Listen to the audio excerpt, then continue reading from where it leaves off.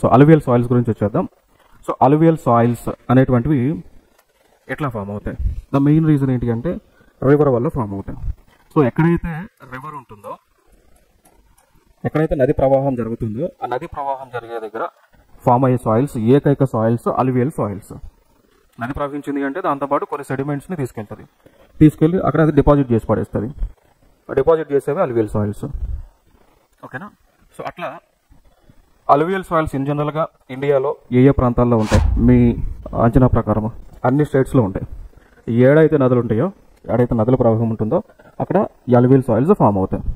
అది ఇందస్ అయినా, గంగా అయినా, బ్రహ్మపుత్ర నార్థన్ ప్లెయిన్స్లో అయినా, పెనిన్సులర్ ప్లాట్యూలోనైనా, రాజస్థాన్లో కూడా అలువియల్ సాయిల్స్ ఉన్నాయి. రాజస్థాన్లో అరవలి రేంజెస్కి పక్క ఉన్నాయి. ప్లస్ అరవలి రేంజెస్కి ఫూట్ కింద అల్లూరి రివర్ ఒకటి ప్రవహిస్తూ ఉంటుందా, ఆ ప్రవహించే దగ్గర సాయిల్ ఉంది కదా, అలువియల్ సాయిల్ అది. ఇంకా రాజస్థాన్ ప్లెయిన్స్ అని ఉంటాయి, అక్కడ కూడా సాయిల్ అదే అలువియల్ సాయిల్స్ ఉన్నాయి. ఇంకా తీర ప్రాంతాలు, ఇప్పుడు ఇండియాకి తీర ప్రాంతం ఇదంతా కూడా. ఓకే, ఇదంతా తీర ప్రాంతం అలువియల్ సాయిల్స్ ఉన్నాయి. సో లైక్ పంజాబ్ అయినా, యూపీ అయినా, Bihar, west Bengal, coastal regions, ఈ ప్రాంతాల్లో అలువియల్ సాయిల్స్ ఉంటాయండి. సో ఈ అలువియల్ సాయిల్స్ యొక్క గొప్పతనం ఏంటి అంటే చాలా ఫెర్టైల్ సాయిల్స్. ఎందుకు ఫెర్టైల్ అలువియల్ సాయిల్స్? రివర్ వల్ల ఏర్పడుతున్నాయి కాబట్టి, రివర్ ప్రవహించేటప్పుడు దాంట్లో ఆటోమేటిక్గా న్యూట్రియంట్స్ కలుస్తాయి కాబట్టి, సో ఆ న్యూట్రియంట్స్ అనేటువంటి మొక్కలకు కావాలి కాబట్టి, మొక్కలు సరిపడా ఉంటాయి కాబట్టి అందుకని ఫెర్టైల్ సాయిల్ అంటాం. అండ్ వెల్ డ్రైన్డ్ సాయిల్ అని అంటాం అలువియల్ సాయిల్. వెల్ డ్రైన్డ్ అని ఎందుకు అవుతుంది? సాయిల్ అంతా కూడా పౌడర్గా ఉంటుంది. ఇప్పుడు మీరు నది వెళ్తున్నప్పుడు నది దగ్గర ఇసుకుంటూ చూసారు కదా, ఇసుక అంతా కూడా అలువియల్ సాయిల్. ఎట్లా ఉంటుంది? పౌడర్గానే ఉంటుంది.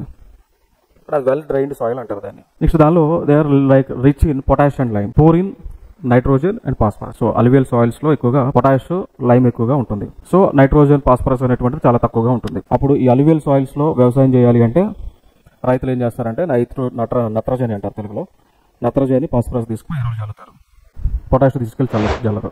అయితే ఈ అలువియల్ సాయిల్స్ లో రెండు రకాలు ఉన్నాయి. వాటి కాదర్ అంటారు, రెండు భాంగర్ అంటారు. One is Khadar, second one is Bhangar. Khadar అంటే న్యూ అలువియల్ సాయిల్ భాంగర్ అంటే ఓల్డ్ అలువియల్ సాయిల్. క్రాప్స్, పండేటువంటి పంటలు, రైస్ మనం పండించవచ్చు, వీట్ పండించవచ్చు, షుగర్ కిన్ చెరుకు పండించవచ్చు, పత్తి, కాటన్ పండించవచ్చు, ఇంకా రకరకాల పంటలన్నీ కూడా మనం పండించవచ్చు.